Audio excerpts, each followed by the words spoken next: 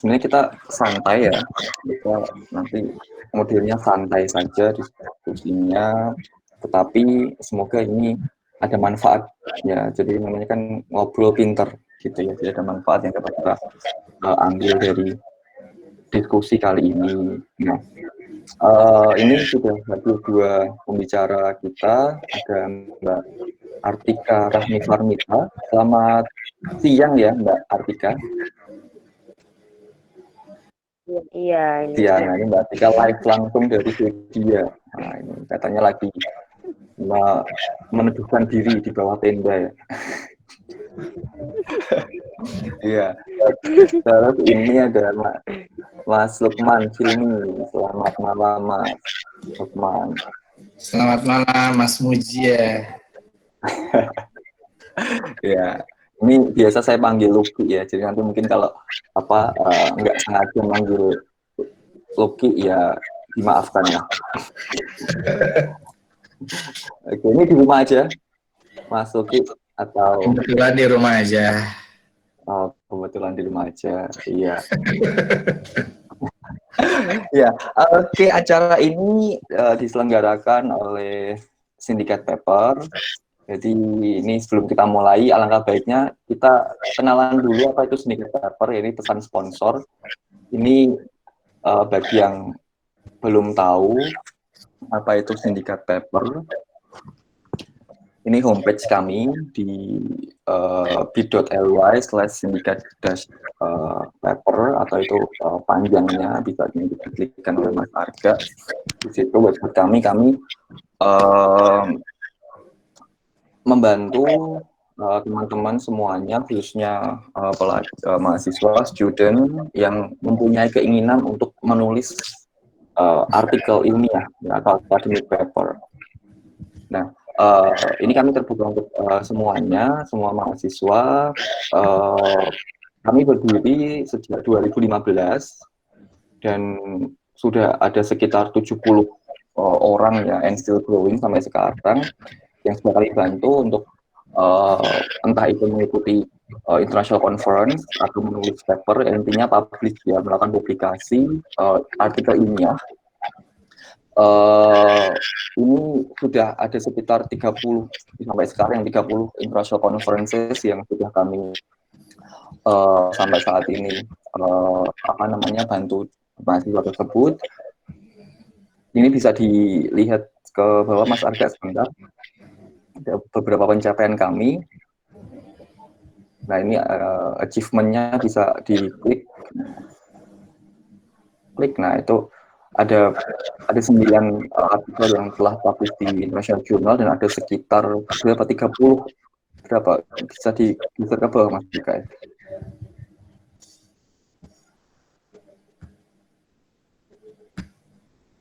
Ada sekitar 30 lebih.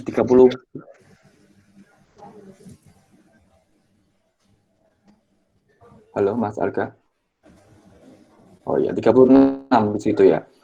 Ya, 36 international conferences yang tersebar around the globe.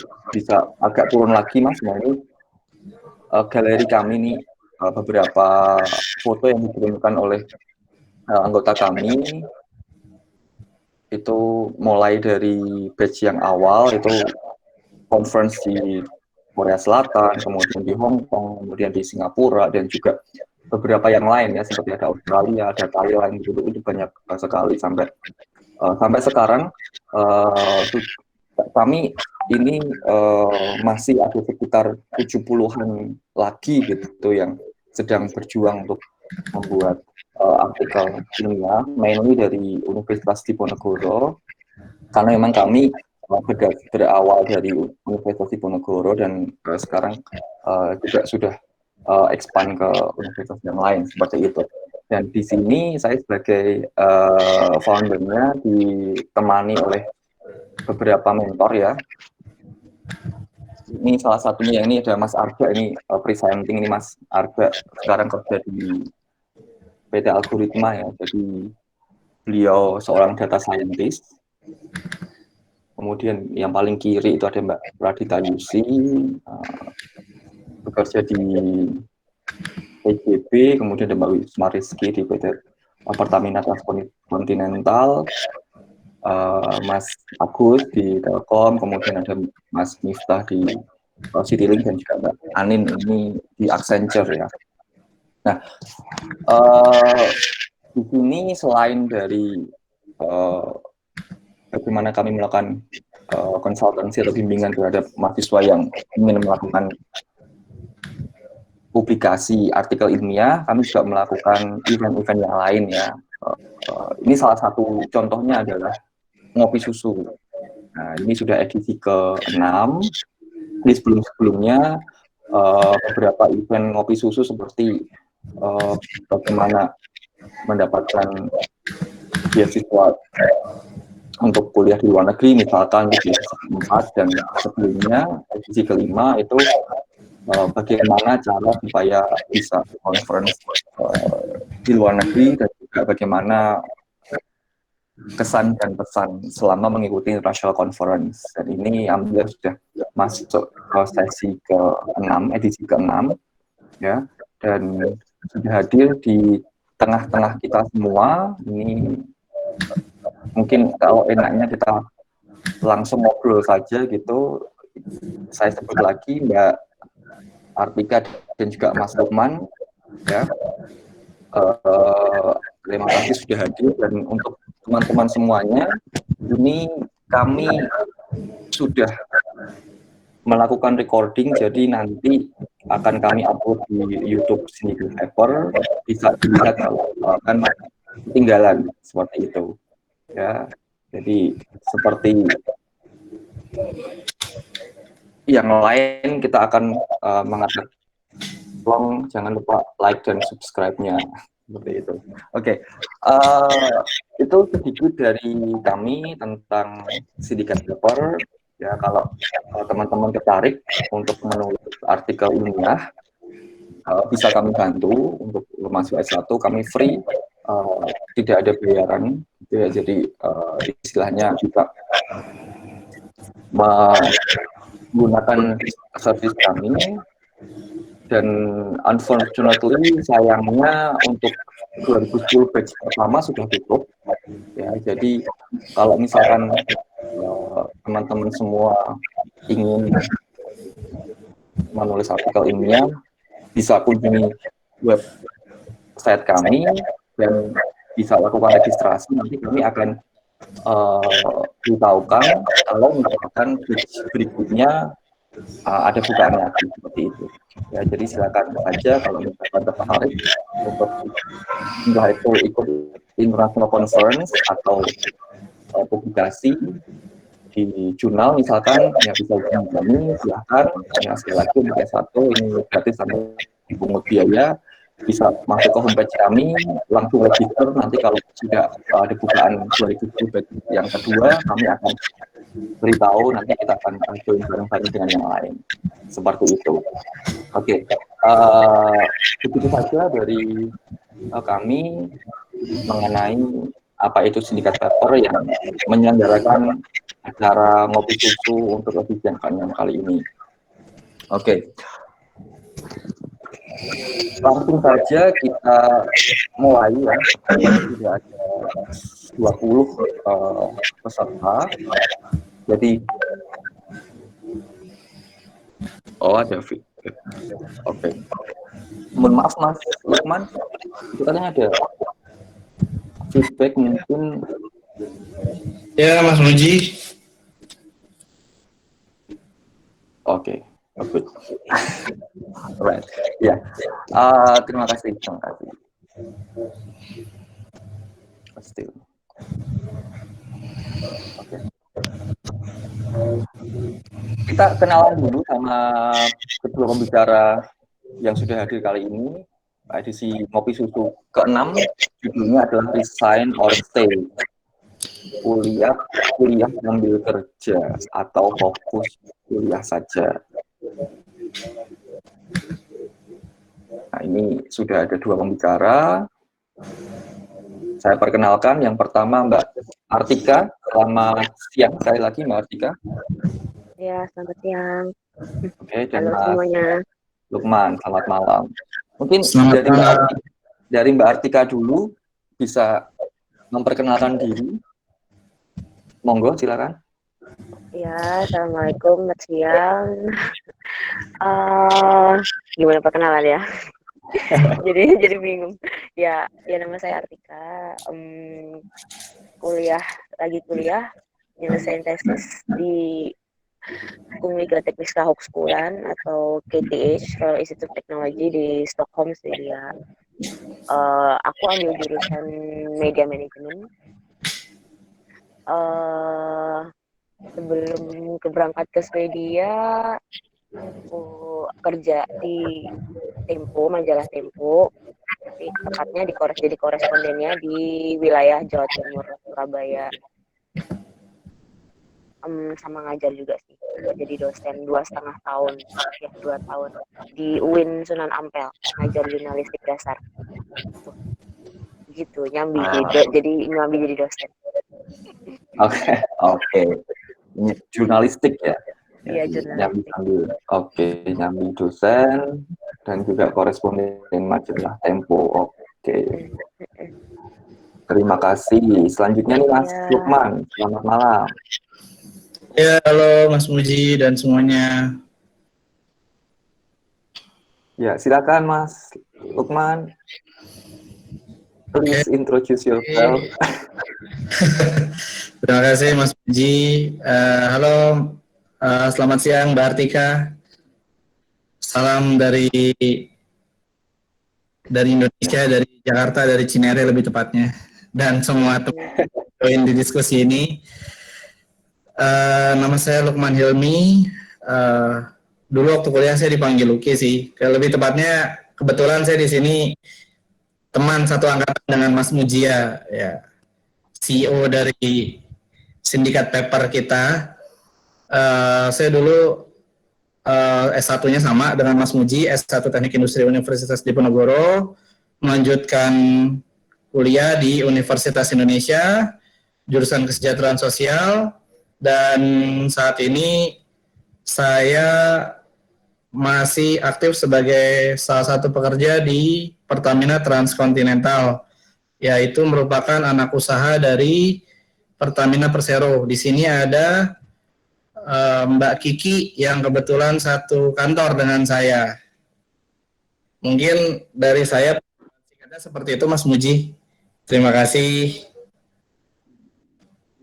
Oke.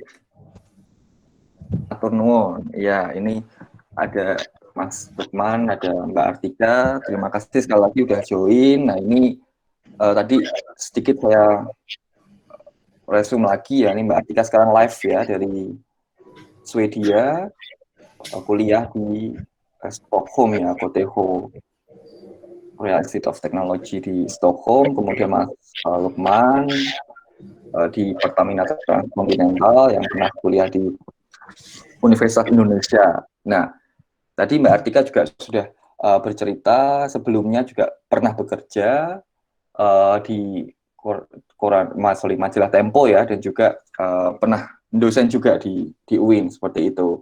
Nah, ini biasanya kan kalau misalkan orang sudah kerja gitu ya, itu kan sudah repot lah ya, maksudnya dengan kerjaan yang ada seperti itu, dari pagi udah kerja berangkat, kemudian malam pulang segala macam gitu, dan itu rutinitas itu biasanya seringkali berulang.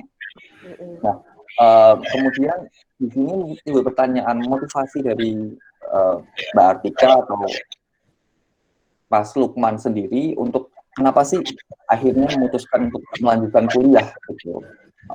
Apakah dia nyaman aja kerja gitu, ngapain sih kok susah-susah kuliah lagi, seperti itu. Mungkin dari Mbak Artika terlebih dahulu. Wah, ini pertanyaan yang apa ya? Pertanyaan besar, tapi sebenarnya nggak tahu, kalau misalnya beberapa temen kalau aku denger juga ketika nggak tahu kuliah lagi tuh kayak gimana sih gitu loh. Nanti kalau misalnya udah yang baru mau lulus gitu juga enaknya kerja dulu atau kuliah dulu atau kuliah lagi gitu lah. Tapi kalau aku sih alasannya ya personalnya tuh gini sih, sebenarnya pengen kuliah tuh sejak dulu. udah lagi tuh pengen sejak dulu waktu awal habis kerja. Jadi gini ceritanya, aku kan lulus kerja serabutan. Jadi guru ekskul fotografi di SMP. Ada 3 SMP lah waktu itu, aku gasak 3 SMP. Terus tempat jadi freelance writer juga sih, penulis lepas gitu buat National Geographic Traveler. Terus Oh, habis itu mulai kan apa ya, kerja apa kayak, terus ada dapet tawaran kerja jadi tim teachingnya di UPN Veteran Jatim waktu musim negeri. Waktu UPN masih Universitas Pendidikan Negeri. oh, oke oke ya Terus ya ya. terus ya gitu, terus aku ngerasa wah ngajar ngajar kuliah, misalnya ngajar tingkat level S1 tuh, oh ini ya emang harus S2 kan, cuman karena waktu itu masih dikit yang S2, jadinya aku bisa ngajar. Lama-kelamaan ya Hmm, emang mikir ya, kayak apa ya, seneng aja sih ngajar kuliah, jadi kayak wah emang harus S2 gitu. Tapi cari-cari beasiswa nggak tembus-tembus waktu itu. Kan masih kuliah, maksudnya gini, cari kuliah S2, nyiapin untuk S2 dengan kondisi ngajar juga kan kayak kayak linear gitu loh. Jadi pasti ah, semua temen yang juga satu angkatan sama aku ngajar juga pasti pengen S2. Waktu itu lagi ngejar S2 gitu, beasiswa. Cuman aku yang nggak lolos. Jadi terus nggak lolos karena nggak lolos beasiswa, jadi nggak bisa ikut. Waktu itu sempet aku ikut tes buat ini kok, tes buat jadi dosen tetap gitu loh, nggak lolos oke. Di juga. mana? Jadi Di kayak UPN di atau di UPN, UI? jadi kayak Oh, di UPN. UPN, ini UPN. Terus jadi kayak kayak apa ya, duit jadi dosen apa ya, kalau aku mikirnya dosen abal-abal ya, udah cuma S1 kan.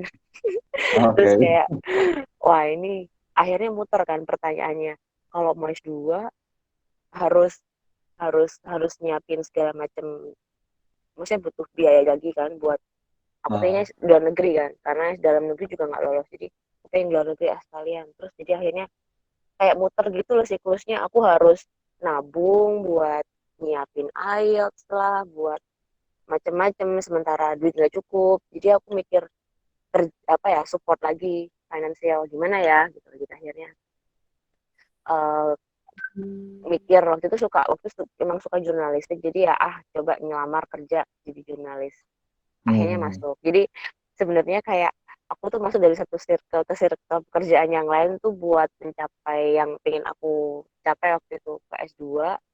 Terus aku kerja jadi jurnalis, lumayan bisa saving money buat IELTS, terus gak cukup IELTSku.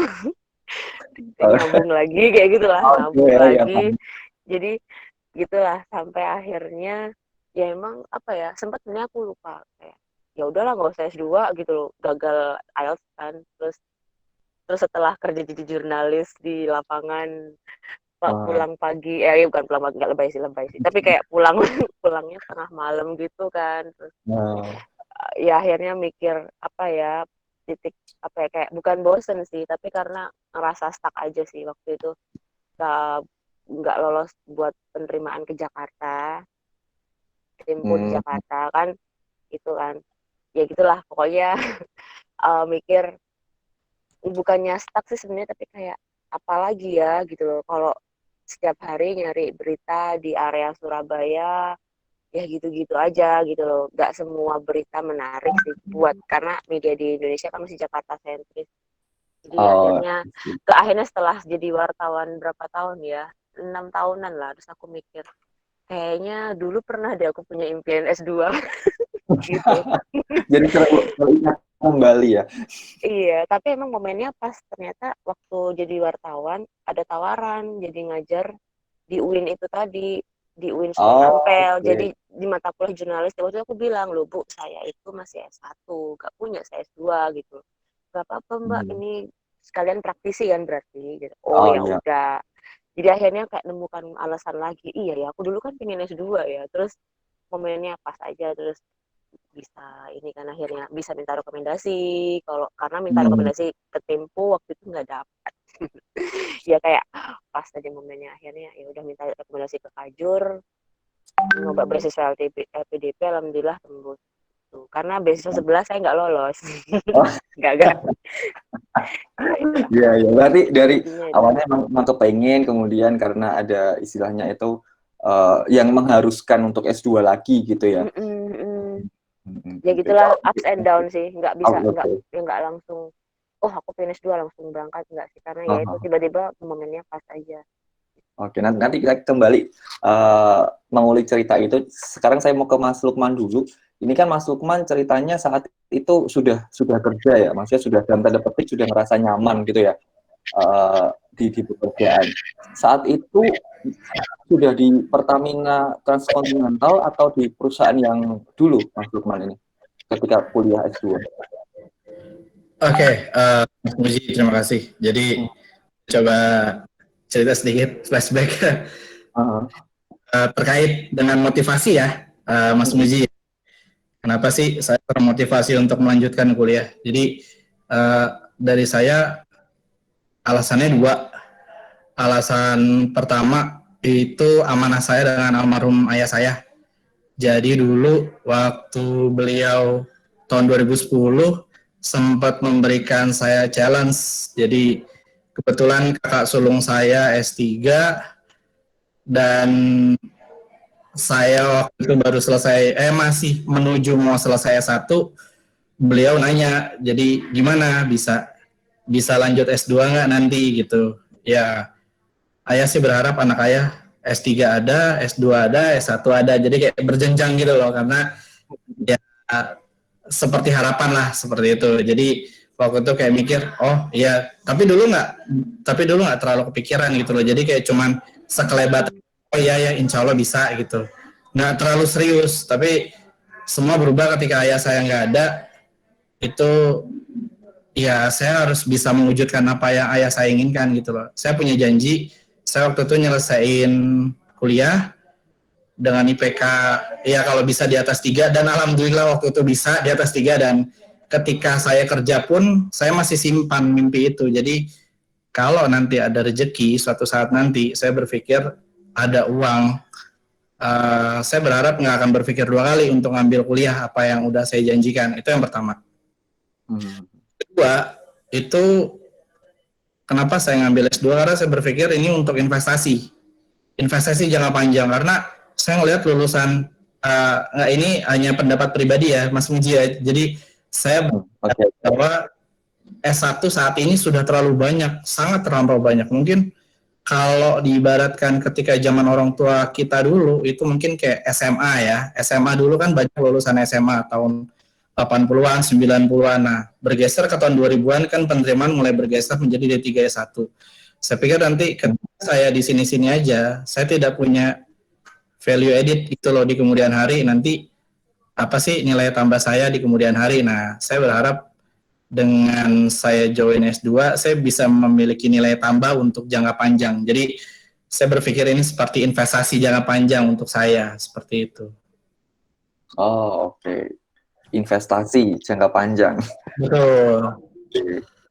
Dan Ya. tadi Mas Muji sempat bertanya, ini udah di Pertamina Transkontinental atau di perusahaan yang lama. Jadi waktu saya S2 itu kebetulan saya masih sebagai pekerja di Astra Internasional. Seperti itu Mas Muji. Berarti masih di AI ya, belum di Pertamina ini ya? Iya, saya sempat bekerja di Astra Internasional sekitar ya kurang lebih 2 tahun. Setelah itu saya baru pindah ke Pertamina Transkontinental, tapi statusnya masih mahasiswa dua-duanya gitu sih, Mas Muji. Oke. Oh ya.